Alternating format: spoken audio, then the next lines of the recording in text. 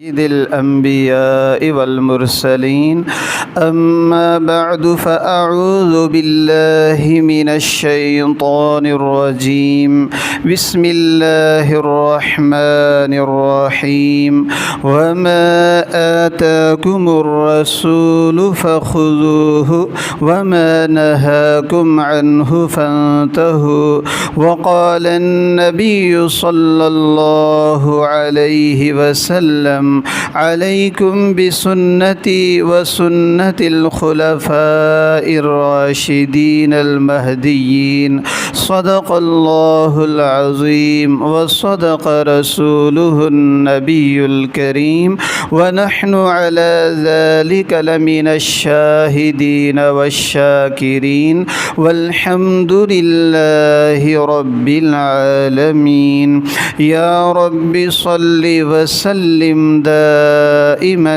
أبدا على حبيبك خير الخلق كلهم درود شریف پڑھ لیجیے اللهم صل على محمد ابراہیم وعلى آل ابراہیم وعلى ابراہیم. گزشتہ جمعے میں یہ عرض کیا تھا کہ اس امت کا بڑا سرمایہ کیا چیز ہے، ہم کس چیز کی وجہ سے سرمایہ دار ہوتے ہیں، یہ امت کس چیز کی وجہ سے دنیا اور آخرت کی عزتیں، عروج، بلندیاں حاصل کر لیتی ہے، تو اس کی سب سے بڑی وجہ وہ ہمارا دین ہے. تو آپ علیہ الصلاۃ والسلام نے قرآن و سنت میں ایسے فضائل ہمارے تک پہنچا دیے ہیں جو بالکل یقینی ہیں. دنیا میں ہم جو عقل سے فیصلہ کرتے ہیں کہ یہ کام کریں گے تو یہ ہو جائے گا، یہ ہمارے عقل کا فیصلہ ہے، کبھی اس طرح ہوتا ہے کبھی اس طرح نہیں ہوتا ہے. ہم بہت منصوبہ سازی کرتے ہیں، کبھی اس کا انجام اچھا نکلتا ہے کوئی نہیں نکلتا. بڑے نفع کے لیے ایک کام کرتے ہیں لیکن نقصان اٹھانا پڑ جاتا ہے. لیکن قرآن و سنت کے اندر جو فضائل وارد ہوئے ہیں ان کے نقصان کا ذرہ برابر بھی اندیشہ نہیں، ان میں ذرہ برابر بھی خطرہ نہیں ہے. چنانچہ سورہ یاسین شریف جو میں نے عرض کیا تھا کہ انشاءاللہ فجر کو معمول بنانا ہے، اس کے کتنی زیادہ فضیلت ہے. نبی کریم صلی اللہ علیہ وسلم ارشاد فرماتے ہیں جو شخص سورہ یاسین دن کے شروع میں پڑھے اللہ تعالیٰ تمام دن کی حوائج اور ضروریات اس کی پوری فرما دیتے ہیں. یہ یقینی بات ہے. اگر ہم یقین کے ساتھ فجر کو سورہ یاسین شریف کا معمول بنا لیں تو پیارے آقا فرماتے ہیں کہ اللہ تعالیٰ اس کی ضروریات کو پورا فرما دیتے ہیں. ایک روایت میں ارشاد فرمایا ہر چیز کے لیے ایک دل ہوا کرتا ہے، قرآن شریف کا دل وہ سورہ یاسین شریف ہے.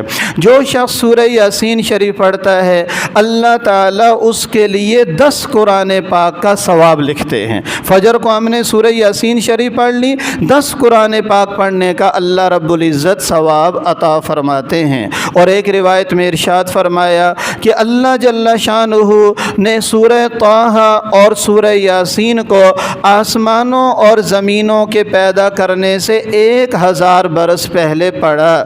جب فرشتوں نے سنا تو کہنے لگے خوشحالی ہے اس امت کے لیے جن پر یہ قرآن اتارا جائے گا، اور خوشحالی ہے ان دنوں کے لیے، ان دلوں کے لیے جو اس کو اٹھائیں گے یعنی اس کو یاد کریں گے، اور خوشحالی ہے ان زبانوں کے لیے جو اس کو تلاوت کریں گی. یعنی اس کے دل، جن دلوں میں سورہ یاسین شریف آئے گی اور جن زبانوں سے ان کو پڑھا جائے گا، جس امت کو یہ ملے گی وہ ساری کی ساری خوشحال ہیں، وہ بڑی قسمت والی ہیں. اور ایک روایت میں ارشاد فرمایا جو شخص سورہ یاسین شریف کو صرف اللہ کی رضا کے واسطے پڑھ لے اللہ تعالیٰ اس کے پہلے تمام گناہوں کو معاف فرما دیتے ہیں. اور فرمایا اس سورت کو اپنے مردوں پر پڑھا کرو کہ اس کی وجہ سے اللہ تعالیٰ ان کی مغفرت فرما دیتے ہیں. اس سورت کا ایک نام سورہ منعمہ بھی ہے کہ اپنے پڑھنے والے کے لیے دنیا اور آخرت کی بھلائیوں پر مشتمل ہے، اور یہ دنیا اور آخرت کی مصیبتوں کو دور کرتی ہے اور آخرت کی ہولناکیوں کو دور کرنے والی سورت ہے. نبی کریم صلی اللہ علیہ وسلم نے ارشاد فرمایا کہ میرا دل چاہتا ہے کہ سورہ یاسین میرے ہر امتی کے دل کے اندر ہو۔ یعنی پیارے آقا تمنا فرما رہے ہیں کہ میرا دل یہ چاہتا ہے کہ میرے ہر امتی کے دل کے اندر سورہ یاسین شریف ہو۔ اور ایک روایت میں ارشاد فرمایا جس نے سورہ یاسین کو ہر رات میں پڑھا پھر وہ مر گیا تو وہ شہادت کی موت مرتا ہے جو رات کو سورہ یاسین شریف پڑھ کر سو جاتا ہے۔ ایک روایت میں ہے جو آدمی سورہ یاسین شریف پڑھتا ہے اس کی مغفرت کی جاتی ہے، جو بھوک کی حالت میں پڑھتا ہے اللہ اس کو سیر فرما دیتے ہیں، جس سے راستہ گم ہو جائے اور وہ سورہ یاسین شریف پڑھ لے اللہ تعالیٰ اس کو راستہ دکھا دیتے ہیں، جس کا کوئی جانور وغیرہ گم ہو جائے اور وہ اس کو پڑھ لے تو اللہ تعالیٰ گم شدہ چیز کو واپس فرما دیتے ہیں۔ اور ایک روایت میں ارشاد فرمایا کہ حالت نزع میں اپنے مردوں کے پاس سورہ یاسین شریف کو پڑھا کرو کہ اس سے مردوں کے لیے آسانی ہو جاتی ہے۔ الغرض سورہ یاسین شریف ہماری زندگی کا فجر کا معمول بن جائے، ہمارے گھروں کے اندر مرد عورتیں بچے سب وہ سورہ یاسین شریف کو اپنا معمول بنا لیں کہ اس کی وجہ سے اللہ رب العزت دنیا اور آخرت کی سعادتیں انسان کو نصیب فرماتے ہیں۔ تو فجر کو سورہ یاسین اگر ہم پڑھیں گے ساری ضروریات پریشانیاں ختم۔ سورہ مزمل اگر پڑھیں گے تو دشمن مغلوب ہو جاتا ہے۔ تو دو صورتوں کا ہم نے معمول بنانا ہے فجر کو، سورہ یاسین شریف کا، سورہ مزمل کا، اس کا اپنے گھر کے اندر معمول بنا لیں۔ شام کو ہم نے معمول بنانا ہے مغرب کے بعد سورۃ الملک اور سورۃ الواقعہ۔ پیارے آقا فرماتے ہیں جس گھر میں سورہ واقعہ مغرب کے بعد پڑھی جاتی ہے ان گھر والوں پر کبھی فاقہ نہیں آتا ہے۔ کتنی بڑی گارنٹی ہے۔ ابھی ہمارے اوپر حالات آئے، کاروبار کس طرح تباہ ہو گئے اور مزدور طبقہ کتنا متاثر ہو گیا، تو یہ جو ہمارے دنیا کے اسباب ہیں نا یہ ختم بھی ہو سکتے ہیں، یہ بند بھی ہو سکتے ہیں، ان میں پریشانی نقصان بھی ہو سکتا ہے، لیکن جس گھر میں سورہ واقعہ پڑھی جائے پیارے آقا گارنٹی سے ارشاد فرماتے ہیں اس گھر کے اندر کبھی فاقہ نہیں آ سکتا۔ تو اس کو اپنے گھر کے اندر ہم نے معمول بنانا ہے۔ اور دوسری چیز ہے سورۃ الملک۔ سورہ ملک جو مغرب کے بعد پڑھتا ہے پیارے آقا ارشاد فرماتے ہیں قرآن پاک میں ایک سورت ہے جو 30 آیتوں پر مشتمل ہے، اپنے پڑھنے والے کی شفاعت کرتی رہتی ہے یہاں تک کہ اس کی مغفرت کروا دے، اور وہ سورۃ الملک ہے جو پارہ نمبر 29 میں واقع ہے۔ اس کو پڑھنے سے اللہ رب العزت انسان کو عذاب قبر سے محفوظ فرما دیتے ہیں۔ ایک روایت میں ارشاد فرمایا جو آدمی سورہ تبارک الذی اور الف لام سجدہ پڑھتا ہے رات کو 70 نیکیاں اس کے لیے لکھی جاتی ہیں، 70 برائیاں اللہ رب العزت اس آدمی کی دور فرما دیتے ہیں۔ سورہ تبارک الذی پڑھنے سے اگر ایک آدمی کسی مردے کی زیارت کرنا چاہتا ہے اپنے مردے کی تو علماء نے مجرب عمل لکھا ہے کہ سورۃ الملک پڑھ کر اپنے مردے کو ایصال ثواب کریں اور دعا کریں یا اللہ یہ فلانا مردہ مجھے خواب میں آ جائے، تو اللہ رب العزت خواب کے اندر وہ مردہ بھی دکھا دیتے ہیں۔ تو ہم نے فجر کو معمول بنانا ہے سورہ یاسین اور سورہ مزمل کا، مغرب کے بعد معمول بنانا ہے ہم نے سورۃ الواقعہ اور سورۃ الملک کا۔ کچھ منٹ اس پر ہمارے خرچ ہو جائیں گے لیکن ہمارے لیے کامیابی یقینی ہو جائے گی انشاءاللہ۔ ان 4 صورتوں کو اپنے عمل کے اندر لانا ہے، یہ ہمارے لیے بہت بڑا سرمایہ بن جائے گا، دنیا بھی بن جائے گی، قبر بھی بن جائے گی اور آخرت بھی اللہ رب العزت اس کے ذریعے سے ہماری بنا دیتے ہیں۔ اور آج کے سبق میں جو عرض کرنا ہے ہمارا بہت بڑا سرمایہ ہے وہ سنت ہے۔ سنت رسول اس امت کا بہت بڑا سرمایہ ہے اور اس امت کے لیے بہت بڑی دولت وہ پیارے آقا صلی اللہ علیہ وسلم کی سنت ہے۔ اللہ تعالیٰ فرماتے ہیں قُلْ إِن كُنتُمْ تُحِبُّونَ اللَّهَ فَاتَّبِعُونِي يُحْبِبُكُمُ اللَّهُ۔ اے میرے بندو، اللہ نبی سے فرما رہے ہیں میرے بندوں سے کہہ دو اگر تم اللہ سے محبت محبت کرتے ہو تو میرے نبی آپ کی سنت کی اتباع کریں، اللہ ان کو اپنا محبوب بنا لے گا۔ اس لیے علماء فرماتے ہیں سنت کے اندر شان محبوبیت ہے، یعنی جب آپ سنت پر عمل کریں تو یہ سوچیں کہ اس وقت میں اللہ کا محبوب ہوں، اس وقت اللہ تعالیٰ مجھ سے محبت کر رہے ہیں۔ ہر سنت کے وقت ہمارا یہ استعداد ہو جائے کہ اس وقت میں اپنے اللہ کے ہاں محبوب ہو، اس وقت اللہ رب العزت نے مجھے اپنا محبوب بنا لیا ہے۔ سنت فرماتے ہیں ایسی چیز ہے جو مٹی کو سونا بنا دیتی ہے۔ مٹی کو سونا بنانے کا کیا مطلب ہے؟ ایک آدمی قضائے حاجت کے لیے جاتا ہے، بیت الخلاء جاتا ہے، غیر مسلم بھی جاتے ہیں، مسلمان بھی جاتے ہیں، سنت کے مطابق جانے والے بھی جاتے ہیں، بغیر سنت والے بھی جاتے ہیں۔ ایک آدمی بیت الخلاء جائے، دعا نہ پڑھے، مسنون طریقہ اختیار نہ کرے تو اس کے عمل کی اللہ کے ہاں کوئی قدر نہیں ہے۔ لیکن ایک آدمی سنت کے مطابق بایاں پاؤں رکھ کے بیت الخلاء جاتا ہے اور بیت الخلاء جانے کی دعا پڑھ لیتا ہے، یہ آدمی بیت الخلاء گیا لیکن سنت کی وجہ سے اس کا یہ عمل جو مٹی کی طرح تھا اس کا کوئی بہاؤ نہیں تھا، اب اللہ تعالیٰ اس کا سونے کا بہاؤ لگا دیتے ہیں۔ تو سنت کی وجہ سے ہمارے روزمرہ کے جو کام ہیں نا یہ سونے کی طرح زیادہ قیمتی ہو جاتے ہیں، اور اگر سنت پر عمل نہیں کریں گے کام بھی ہو جائے گا لیکن اس کی قیمت ہمارے لیے کچھ بھی نہیں لگے گی۔ اس لیے فرماتے ہیں ایک آدمی مسجد میں سنت کے مطابق آیا تو یہ اللہ کے ہاں سونے سے بھی زیادہ قیمتی ہو گیا، ہیرے جواہرات سے بھی زیادہ قیمتی ہو گیا۔ پانی پیا سنت کے مطابق پیا، غیر مسلم بھی پیتے ہیں لیکن ہمارا یہ عمل اللہ کی نگاہ میں سنت کی وجہ سے یہ سونے چاندی سے بھی زیادہ قیمتی بن جاتا ہے۔ تو سنت انسان کو قیمتی بناتی ہے، سنت اللہ کے ہاں انسان کا مرتبہ بڑھا دیتی ہے، اس لیے ہر چیز میں ہم نے سنت کو دیکھنا ہے۔ علماء فرماتے ہیں کہ ایک آدمی ایک کام اس کو پتہ ہے یہ سنت ہے، یہ سنت نہیں ہے، خلاف سنت ہے، اب اس کی مرضی ہے، اگر خلاف سنت کرے گا تو اپنے نبی کا مخالف شمار ہوگا، سنت کے مطابق کرے گا اپنے نبی کا مخلص امتی، اپنے نبی کا عاشق شمار ہوگا۔ اب آدمی سوچ لے کہ میں نے اپنا نام نبی کے امتیوں میں عاشقوں میں داخل کرنا ہے یا اپنا نام ہم نے نافرمانوں میں داخل کرنا ہے۔ بڑی آسان سی اللہ تعالیٰ نے ہمیں کسوٹی عطا فرما دی، بڑا آسان معیار عطا فرما دیا، اور وہ ہے ہر کام کے اندر سنت طریقہ۔ یہ سنت جو ہے نا آدمی کو جذب کر دیتی ہے۔ جذب کا مطلب یہ ہے ایک آدمی کے اندر اتنے اعمال نہیں کہ وہ اللہ کا خاص بن سکے،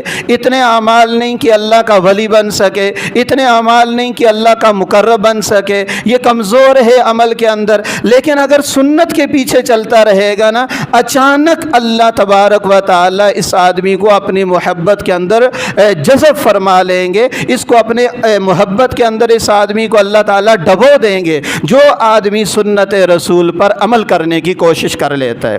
حضرت مجدد الفسانی رحمۃ اللہ علیہ ارشاد فرماتے ہیں میں نے علم ظاہر بھی حاصل کیا، پھر میں نے علم باطن بھی حاصل کیا، میں بڑے بڑے ظاہری علماء کے پاس بھی گیا، باطن کے علماء کے پاس بھی گیا، ساری دنیا کی درسگاہوں کی سیر کرنے کے بعد حضرت فرماتے ہیں میں جس نتیجے پر پہنچا میں نے یہ دعا کرنی شروع کر دی، یا اللہ مجھے سنت پر عمل نصیب فرما، مجھے سنت پر زندہ رکھ، مجھے سنت پر موت دے، اور یا اللہ میدان محشر میں بھی مجھے سنت پر جمع فرما دے۔ یعنی تمام ظاہری علوم کا خلاصہ، تمام باطنی علوم کا خلاصہ، ظاہر اور باطن کا سب چیزوں کا نچوڑ یہ ہے کہ آدمی سنت رسول صلی اللہ علیہ وسلم پر عمل پیرا ہو جائے۔ یہ ساری شریعت کا نچوڑ ہے، یہ ساری شریعت کا خلاصہ ہے جو آپ علیہ السلام کی مبارک سنت کی صورت میں اللہ رب العزت نے اس امت کو نصیب فرما دیا ہے۔ سنت کتنی بڑی چیز ہے، فرماتے ہیں جو آدمی سنت کے مطابق عمل کرتا اور ایک نہیں کرتا کرتا۔ اللہ کے ہاں جب اعمال جاتے ہیں تو اللہ کے ہاں ایک معیار ہے، پرکھا جاتا ہے، اس کا یہ عمل سنت کے مطابق ہے تو اللہ کی بارگاہ میں قبول، اگر سنت کے مطابق نہیں تو اللہ کی بارگاہ سے رد کر دیا جاتا ہے، اللہ کے ہاں اس عمل کو قبول نہیں کیا جاتا۔ جو عمل سنت کے مطابق نہ ہو، جس عمل پر سنت رسول کی مہر نہیں لگی ہوئی، بس وہ عمل اللہ جل شانہ کی بارگاہ میں قبول نہیں ہے۔ اس لیے فرماتے ہیں کہ ہر اچھا کام جو ہم سمجھیں کہ اچھا ہے وہ اچھا نہیں ہوتا جب تک کہ اس کے اوپر سنت کی مہر نہ لگ جائے۔ اس لیے سنت سب سے قیمتی سرمایہ ہے جو اللہ رب العزت نے مسلمان کو عطا فرمایا ہے۔ جو عمل کرے گا اپنی زندگی کو قیمتی بنائے گا، عمل نہیں کرے گا، پیارے آقا کی سنتیں اللہ نے عالی شان بنائی ہے، وہ میرے اور آپ کے عمل کی اللہ نے محتاج نہیں بنائے ہیں، البتہ ہم اپنا ہی نقصان کرنے والے ہو جائیں گے۔ اس لیے سنت رسول کو ہم نے اپنی زندگیوں میں لانا ہے۔ میں نے عرض کیا تھا، حضرت تھانوی رحمۃ اللہ علیہ فرماتے ہیں کہ میں نے ذرا غور شروع کیا کہ میں دیکھوں میری زندگی میں کتنی سنتیں ہیں اور کتنی سنتیں نہیں، تو فرماتے ہیں میں نے غور کیا، ان سنتوں کو نوٹ کیا جو میری زندگی میں ہے، ان کو بھی نوٹ کیا جو کام 24 گھنٹے میں کرتا ہوں اور ان میں میری سنتیں موجود نہیں ہیں، تو میں نے فہرست بنا لی۔ جب میں نے فہرست بنائی پھر میں نے عمل کی کوشش شروع کی، اللہ سے دعا کی، 3 دن کے اندر اللہ نے مجھے تمام سنتوں پر عمل کی توفیق عطا فرما دی۔ تو ہم بھی اپنی زندگی کا نا جائزہ لیں کہ میں روزانہ صبح اٹھتا ہوں تو سنت کے مطابق ہے یا نہیں، اور اس کے بعد میرا چلنا، میرا دن کو کھانا پینا، میرا اور دنیا کے کام کاج آیا سنت پر ہیں یا نہیں ہیں۔ بس اپنا ہم ایک معیار بنا لیں، ہم اپنا ایک محاسبہ کر لیں، جتنی سنتیں نہیں ہوں گی اگر تڑپ سے انشاءاللہ جمع کریں گے تو اللہ تعالیٰ تمام سنتوں پر عمل کی توفیق عطا فرما دیں گے۔ اگر کبھی عمل میں سستی ہے تو اللہ سے روئیں گے، مانگیں گے اللہ سے، اللہ رب العزت ہمارے لیے آسانی فرما دیں گے۔ علماء نے بڑا آسان نسخہ لکھا ہے، سنت پر عمل کوئی مشکل نہیں ہے۔ سنت ایسے ہے جیسے آدمی کا بھوک کا لگنا، آدمی کو بھوک لگے تو وہ یہ نہیں کہتا کہ بھائی میں تو کھانا نہیں کھاتا، کھانا کھانے میں بڑا ٹائم لگتا ہے، بڑی مشقت ہوتی ہے، میرے پاس اتنا وقت نہیں ہے، کون کھانا کھائے گا، لہٰذا میں کھانا نہیں کھاتا ہوں۔ کوئی بھی ایسا نہیں کہتا۔ بھوکے کو کھانا کھانے کے اندر کوئی پریشانی نہیں ہوتی ہے، پیاسے کو پانی پینے کے اندر کوئی مشقت نہیں ہوتی ہے، بلکہ راحت اور سکون ملتا ہے۔ بھوک اور پیاس سے جس طرح ہمیں دور کرنے کے لیے کھانے اور پانی کی ضرورت ہے، یاد رکھیے اس سے بھی زیادہ سنت ہماری ضرورت بھی ہے، اور اس سے بھی زیادہ اللہ نے سنت کو لذیذ بھی بنایا ہے۔ بس صرف اس کا نشہ لگنے کی دیر ہے، اس کا نشہ لگانے کی ضرورت ہے، ورنہ سنت کے اندر اللہ رب العزت نے بڑی ہی لذت رکھی ہے۔ خلاف سنت کے اندر یاد رکھیں اللہ رب العزت نے کوئی لذت بھی نہیں رکھی ہے۔ علماء فرماتے ہیں بڑا آسان ہے، سنت 2 طرح کی ہے۔ ایک وہ سنت ہے جب آپ اپنائیں گے سب کو نظر آئے گی، لوگ کہیں گے پہلے ایسے تھے اب ایسے ہو گئے، پہلے لباس ایسا تھا اب ایسا ہو گیا، پہلے صورت ایسی تھی اب ایسی ہو گئی۔ خوشی میں اگر سنت اپنائیں گے لوگ کہیں گے کیسی سادگی سے شادی ہو گئی۔ ایک وہ سنتیں ہیں جو سب کے سامنے آتی ہیں، جب آدمی کا عمل کرتا ہے سب کو پتہ چلتا ہے۔ ایک وہ سنت ہے کہ اگر آپ عمل کریں گے کسی کو زیادہ اندازہ بھی نہیں ہوگا، کوئی مشکل بھی نہیں ہوگی، معاشرے میں کسی کو پتہ بھی نہیں چلے گا۔ اگر آپ ان سنتوں پر عمل کریں نا تو اللہ ان سنتوں پر بھی عمل کی توفیق دیتے ہیں جو بظاہر ہمارے معاشرے میں کرنا مشکل ہے۔ اس کی مثال کیا ہے؟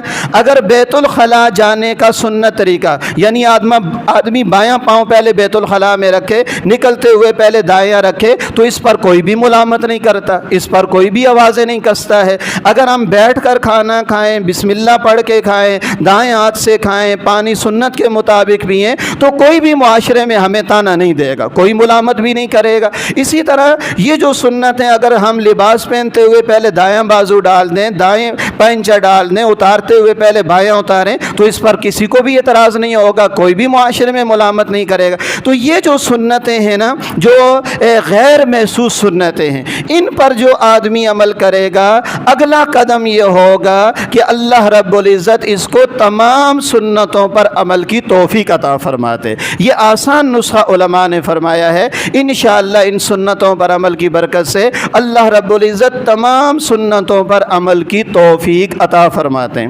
سنت کی مثال فرماتے ہیں، اس طرح سمجھو جیسا کہ آپ علیہ الصلاۃ والسلام کی نقل اتارنے والا۔ اگر ایک آدمی ہے، ہم نے خود اس طرح دیکھا، ایک آدمی کا بیٹا انتقال کر گیا، بیٹی انتقال کر گئی، والد انتقال کر گئے، والدہ، کوئی ان کے مشابہ ہے، یعنی کوئی ہماری بچی کی طرح ہے، بچے کی شکل کا ہے، والد کی شکل کا ہے، اور بیٹا بیٹی دنیا سے چلے گئے، تو وہ مرد عورت جب اس کو دیکھتے ہیں نا، ماں باپ کہتے ہیں یہ ہمارے بچے کی طرح ہے، اس کو دیکھ کر مجھے اپنی بیٹی یاد آ گئی، اس کو دیکھ کر مجھے اپنا بیٹا یاد آ گیا۔ ایک عورت باقاعدہ ایک آدمی کے لیے کھانا لے کر جاتی تھی، طالب علم کے لیے، اور کہتی تھی اس کی شکل میرے بیٹے کی طرح ہے۔ تو دیکھیں جو ہمارے بیٹے کے مشابہ ہے، جو ہماری بیٹی کے مشابہ ہے، ہمیں اس سے بھی پیار ہو جاتا ہے، اس کو دیکھ کر اپنا بیٹا بیٹی یاد آ جاتے ہیں۔ جو اپنے نبی کی مشابہت اختیار کرے گا تو اللہ کو کتنا پیار آئے گا، اللہ رب العزت اس کو کتنی محبت کی نظر سے دیکھیں گے۔ اس لیے سنت یہ ہمارا سب سے بڑا سرمایہ ہے، اس پر ہم نے عمل کی کوشش کرنی ہے۔ قیامت کے دن جو ترازو لگے گا نا، اس میں ایک بڑا معیار یہ ظاہری شکل و صورت کا بھی ہوگا۔ اس کی مثال علماء فرماتے ہیں، دیکھو ایک آدمی ہے، عورت ہے، مرد ہے، اس نے اپنے بچے کی تصویر بنا لی، کسی سے سن لیا کہ تصویر رکھنا تو حرام ہے، اب علماء نے منع کیا کہ تصویر نہ رکھو۔ اگر ماں کو کہا جائے کہ بیٹے کی تصویر جلا دو، تو ماں کہتی ہے میں تو اپنے بچے کی تصویر نہیں جلا سکتی ہوں، حالانکہ وہ تصویر ہے، بچہ صحیح سالم ہے،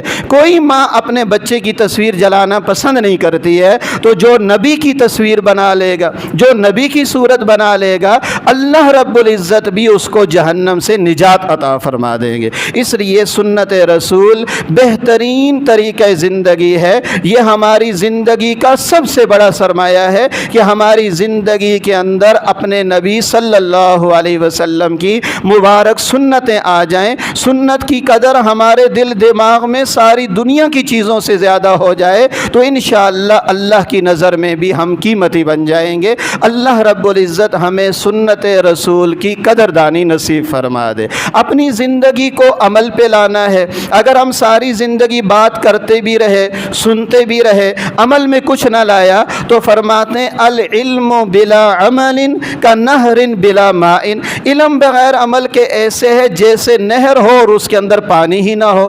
العلم بلا عمل کا شجر بلا ثمر، علم بغیر عمل کے ایسے ہے جیسے درخت ہو لیکن بغیر پھل کے ہو۔ یعنی علم کے اوپر عمل ضروری ہے، معلوم ہو جانا زیادہ کمال نہیں، اس پر عمل ہو جانا یہ کمال کی بات ہے۔ بلکہ فرماتے ہیں جب آدمی کے پاس علم آتا ہے تو وہ علم آواز دیتا ہے عمل کو، اگر یہ آدمی اس پر عمل کرے تو وہ علم اس کے سینے میں چلا جاتا ہے، دل میں چلا جاتا ہے، اگر عمل نہ کریں وہ پہلے والا علم بھی اس آدمی سے رخصت ہو جاتا ہے، اللہ رب العزت وہ اپنا علم بھی اس سے لے لیتے ہیں۔ اس لیے ہم نے عمل کی نیت سے سننا ہے۔ تو میں گزشتہ 2-3 جمعوں سے عرض کر رہا ہوں، ہم اپنا دینی وقت بنائیں، ٹائم ٹیبل بنائیں، اپنا نظام الاوقات بنائیں، تو ہمارے پاس کتنا بڑا سرمایہ جمع ہو جائے گا، ہمارا وقت بھی زیادہ نہیں لگے گا، مشقت بھی نہیں ہوگی، پریشانی بھی نہیں ہوگی، اور سال کے بعد ہم بڑے مالدار ہو جائیں گے، سرمایہ دار ہو جائیں گے، اللہ کے ہاں بڑی عزت والے بن جائیں گے۔ اب میں اس کی مثال عرض کرتا ہوں۔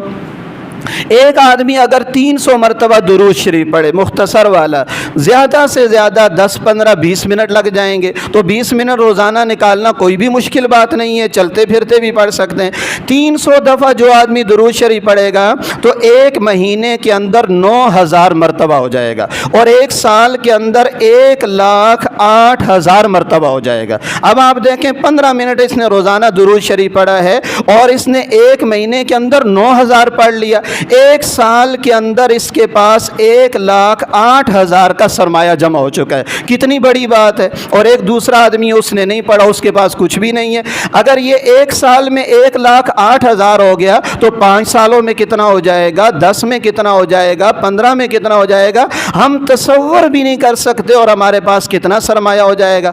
300 مرتبہ اگر ہم روزانہ کلمہ طیبہ پڑھ لیں، 10-15 منٹ لگیں گے، مہینے میں 9000، اور ایک سال سال کے بعد 1,08,000 مرتبہ ہمارا کلمہ طیبہ پورا ہو جائے گا۔ یہی مثال ہے ہمارے استغفار کی۔ تو ان تسبیحات کو ہم اہم سمجھیں، ہم ان کو اپنی زندگی کا قیمتی سرمایہ سمجھیں، تو آپ خود اندازہ لگائیں کہ سال کے بعد 2 سال بعد ہمارے پاس کتنا بڑا سرمایہ جمع ہو جائے گا، ہمارا نامہ اعمال کتنا خوبصورت ہو جائے گا۔ روزانہ ایک پارہ آدمی پڑھے 15-20 منٹ لگ جاتے ہیں۔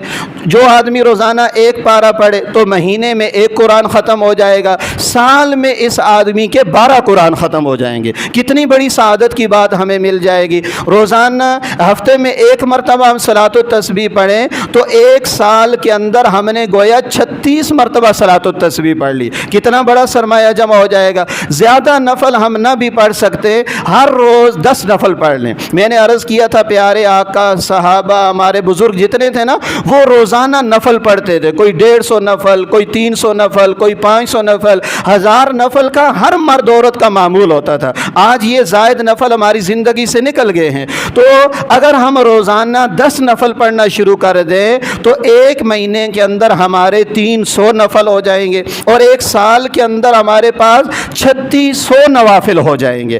آپ اندازہ فرمائیں کتنا بڑا سرمایہ ہم نے جمع کر لیا ہے۔ تو اس لیے میری گزارش ہے، اپنا دینی نظم الاوقات مرتب کریں، اپنا حساب خود لگائیں، اپنی حاضری خود لگائیں۔ صبح اٹھ کر بھی سنت کے مطابق، شام سونے تک سنت کے مطابق ہم کوشش کریں۔ صبح سورہ یاسین اور سورہ مزمل کا معمول بنائیں، مغرب کے بعد سورۃ الواقعہ اور سورۃ الملک کا معمول بنائیں۔ روزانہ درود شریف، استغفار، کلمہ طیبہ کم از کم 300 مرتبہ اپنا معمول بنائیں۔ روزانہ 1 پارہ قرآن پاک کی تلاوت انشاءاللہ ہم اپنا معمول بنائیں۔ ہفتے میں 1 مرتبہ صلاۃ التسبیح کا معمول بنائیں۔ روزانہ ایک لمبی دعا کا معمول بنائیں گے۔ ہم دیکھیں گے کہ ہماری زندگی کتنی رونق والی، کتنی برکتوں والی اور کتنی سعادتوں والی ہو جائے گی۔ انشاءاللہ عمل کریں گے نا انشاءاللہ۔ اللہ رب العزت ہمیں عمل کی توفیق عطا فرمائے۔ علماء فرماتے ہیں پانی ہاتھ میں نا، ذرا سوچو، 1 لمحے کے لیے رک جاؤ،